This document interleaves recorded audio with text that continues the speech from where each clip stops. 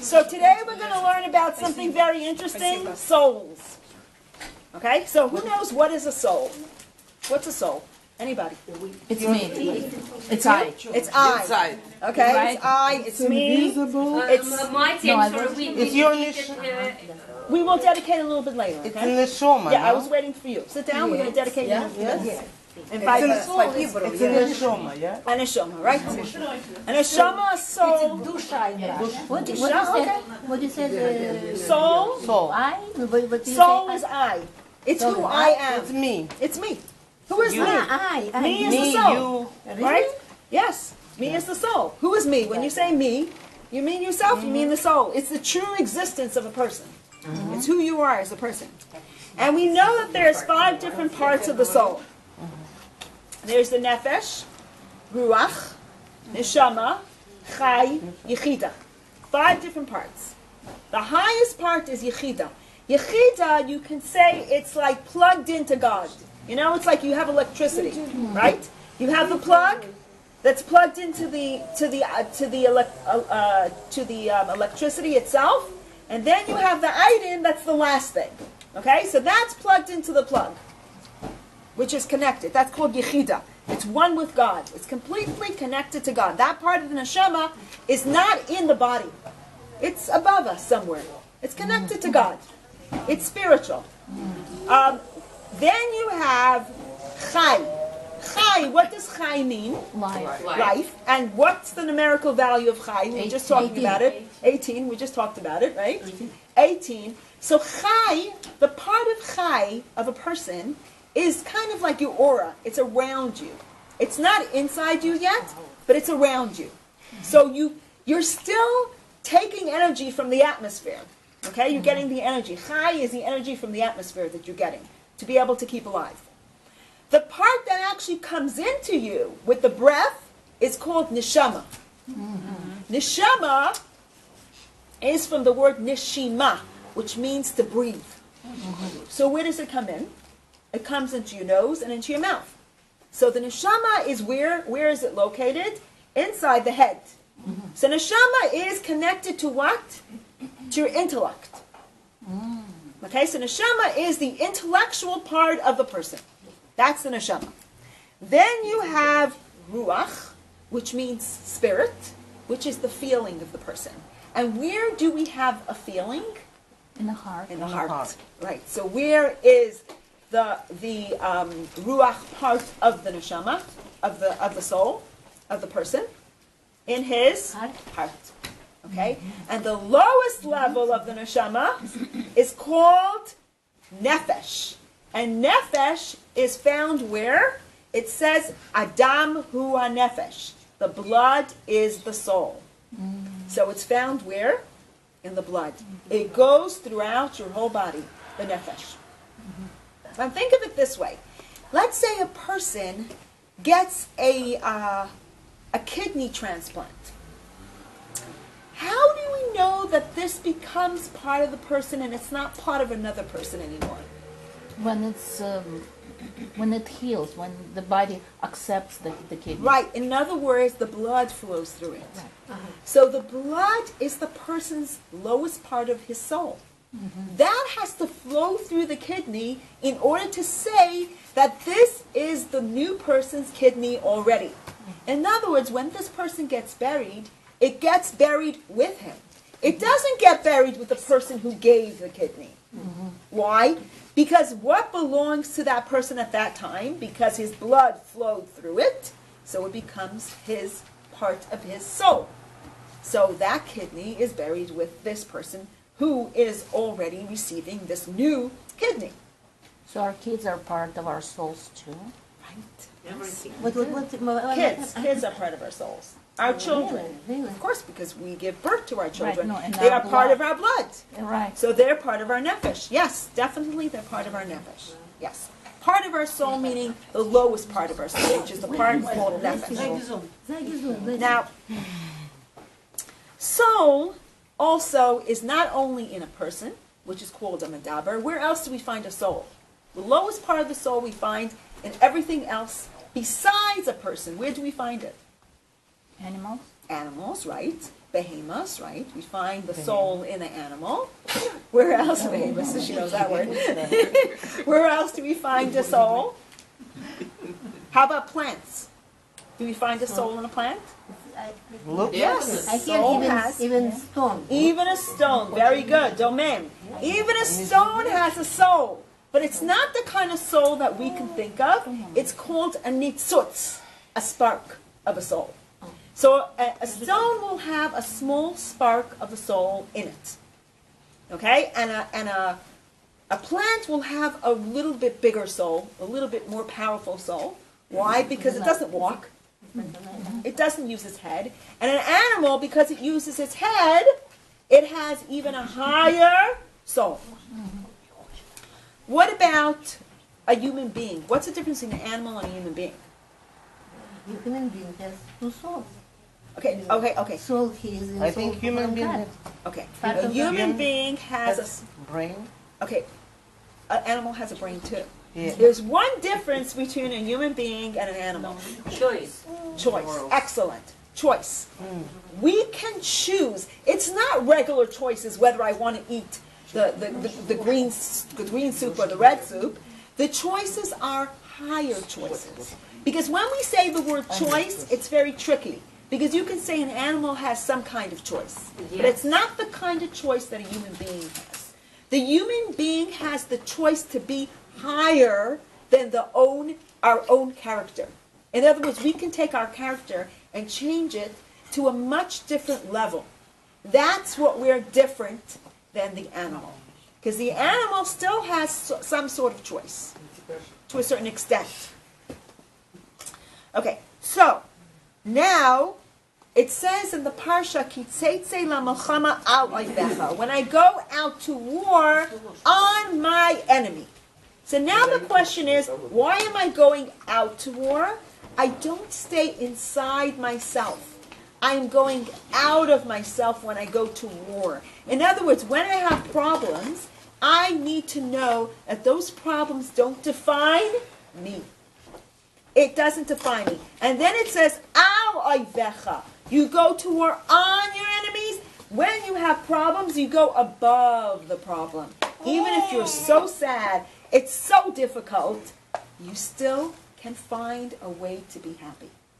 You can still find a way to go above that little problem.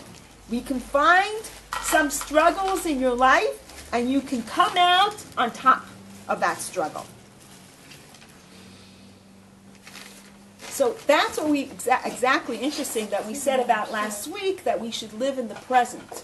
Don't look at the past. The past already happened.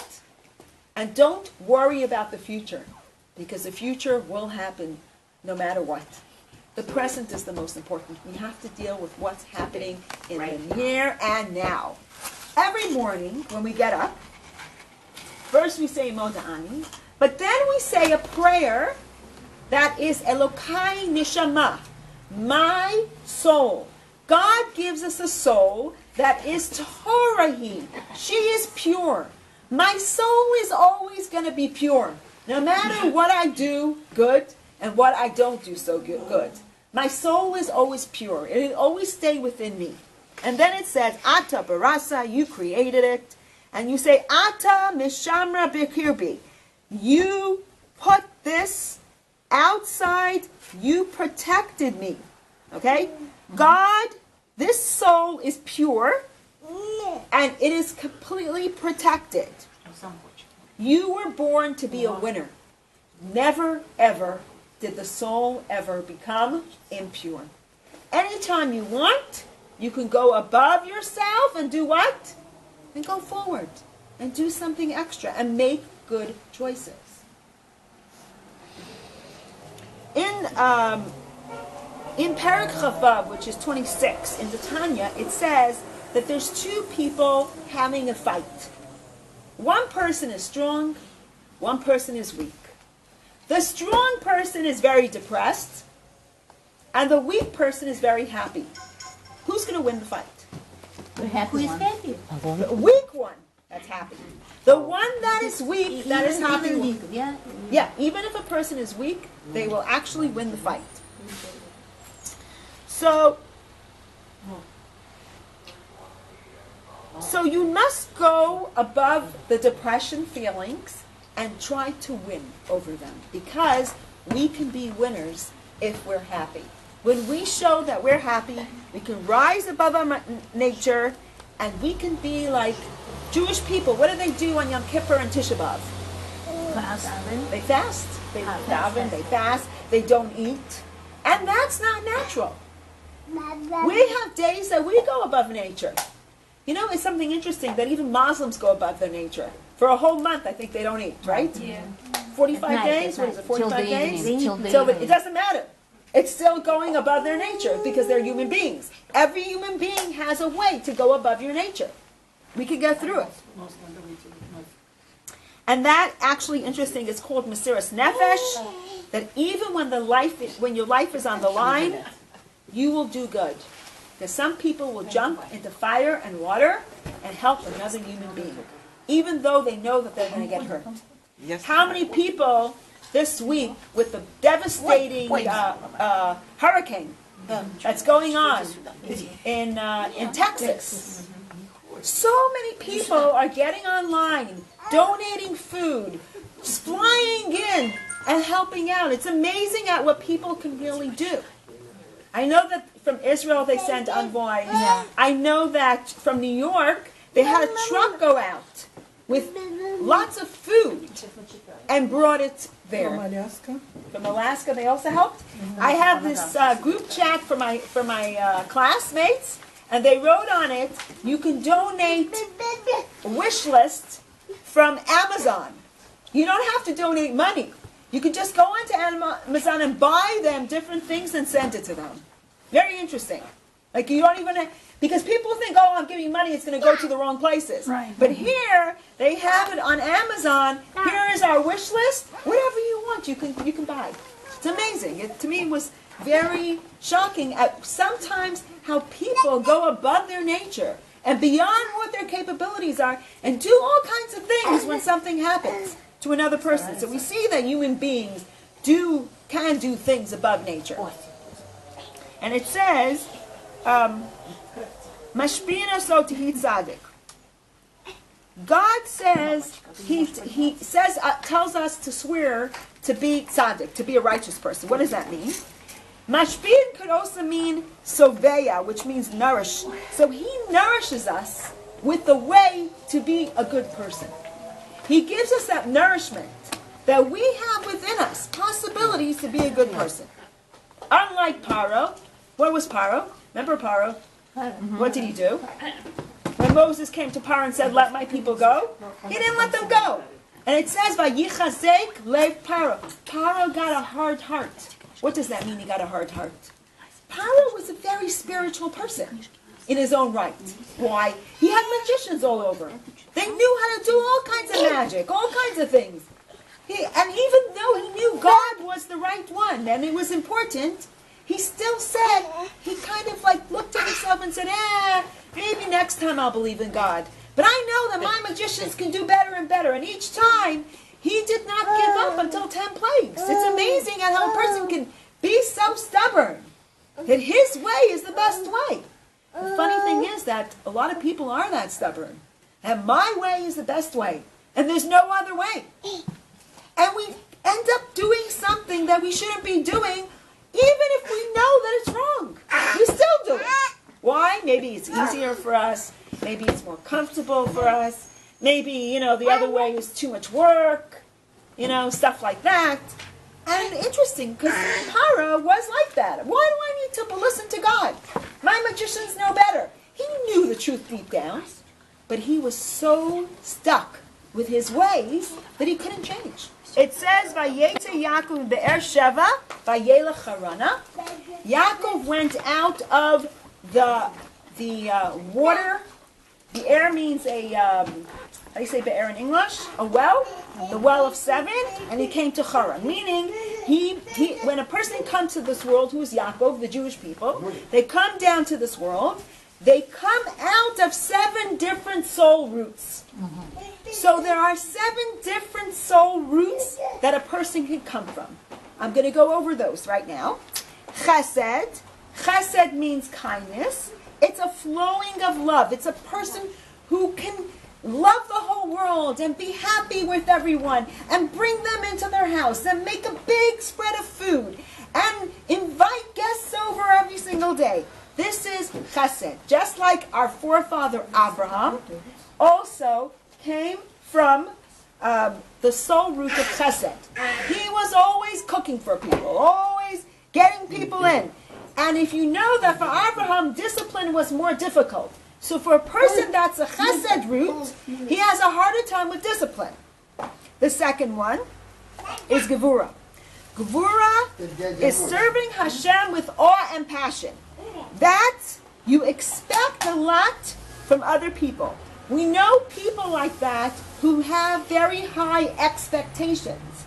And they want a lot from other people. Because they themselves want a lot from themselves.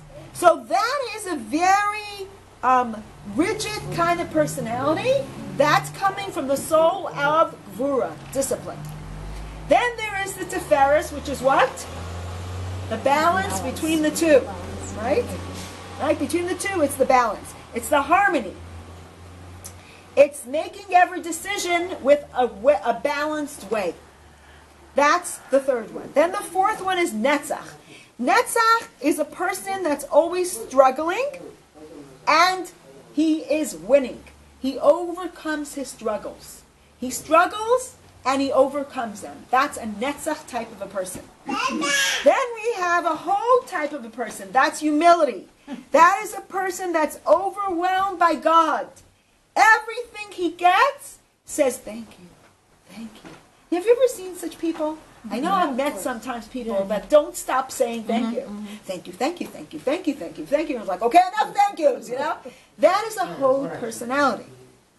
Then you have Yesod. Yesod is foundation. It's a person that is good with relationships and connections. You have certain people that connect well with other people. That is a Yesod personality.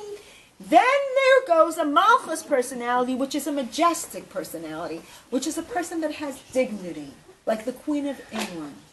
It could be a poor person or a rich person, but you look at the person and you see on their face that they have a certain dignity, royalty.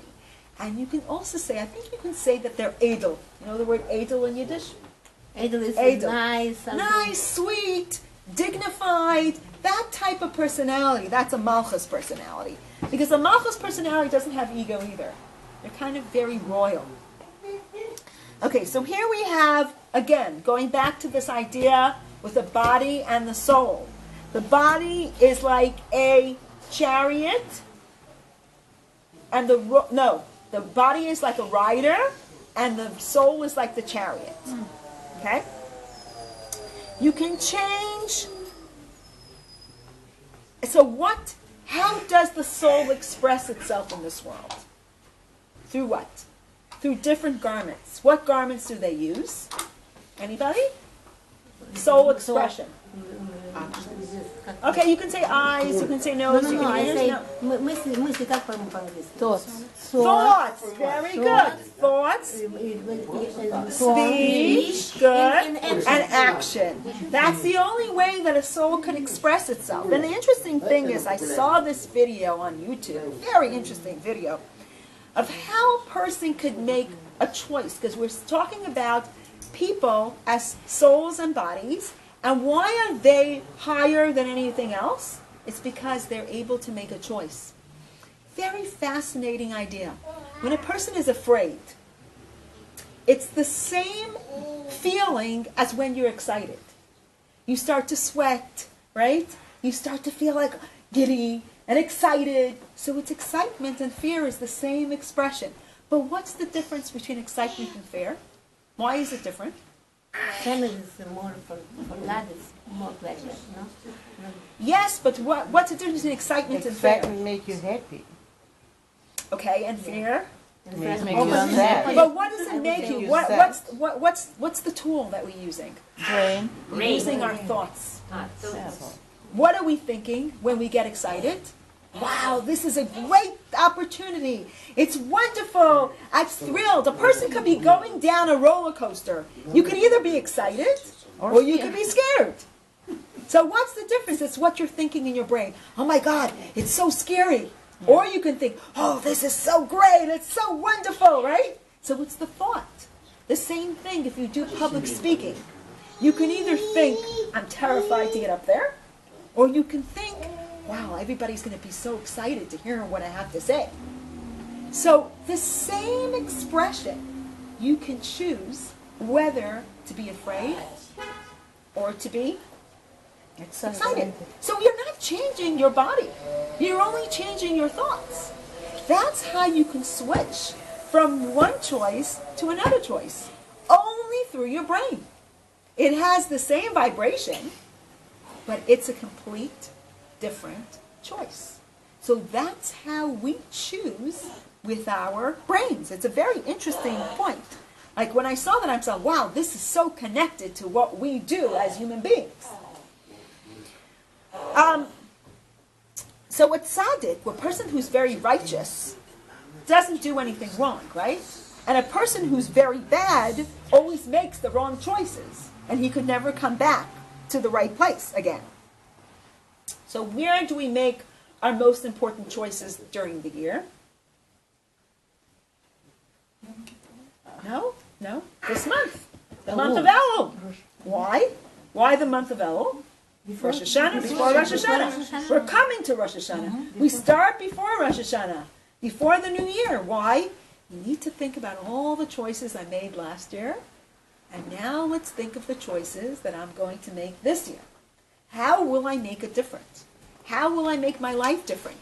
How will I go back to my pure soul and understand who I am really? Who is the me? Right? We said the soul is the me. Who is the real me? What happens when a person passes away? The soul departs, but the soul lives on, but the body just goes into the ground. But me is not my body. The body is only the house. It's my encasing. The real me is my soul. So at the end, can we take anything with us? No. Did you hear that interesting story about the guy with the socks?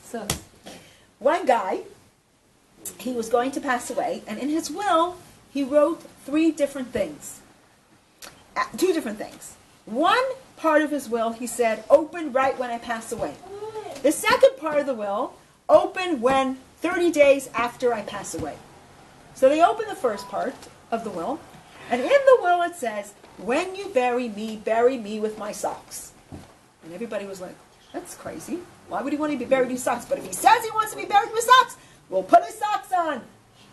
They're going to bury him, and the rabbi says, you can't bury him with socks. No one's allowed to wear socks when they go in the grave. You're not allowed to wear anything, just the shrouds, right? You can't wear socks. So they were upset, and they said, oh my goodness, this was his wish, and they were going back and forth, and finally they decided, okay, the rabbi said no is no, there's nothing we can do.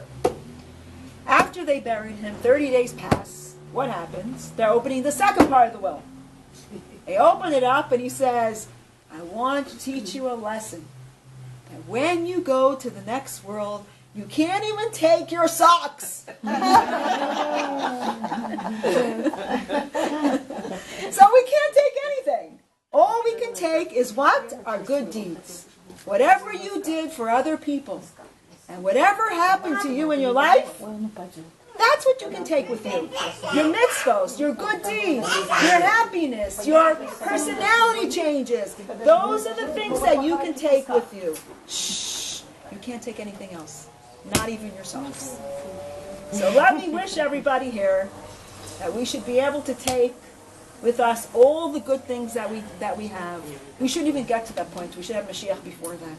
Shouldn't get to the point of that point. But this is a wish for everyone. We should have Mashiach here with our eyes. We should be able to see Mashiach already. We should all make the best choices for our souls. Find what your mission is in life and go for it. Amen.